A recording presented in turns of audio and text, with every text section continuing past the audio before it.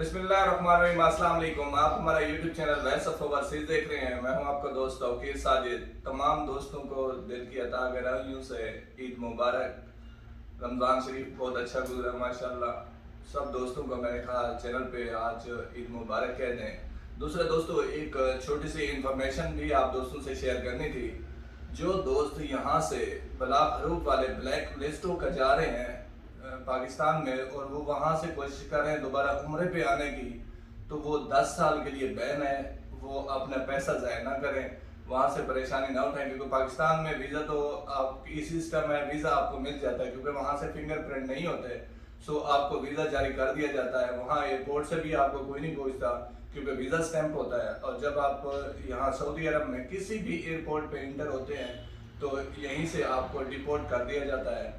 दोस्तों, इसका पीरियड जो अभी कर दिया गया 2022 का ही है, नया शेड्यूल है ये। तो 2022 से ये लाज का हुआ है कि 10 साल तक जो यहाँ से ब्लैक लिस्ट होकर जाएंगे वो 10 साल के बाद उम्रा पर आ सकते हैं। और ब्लॉक हरूफ वाले फॉर एवर ब्लैक लिस्ट हैं।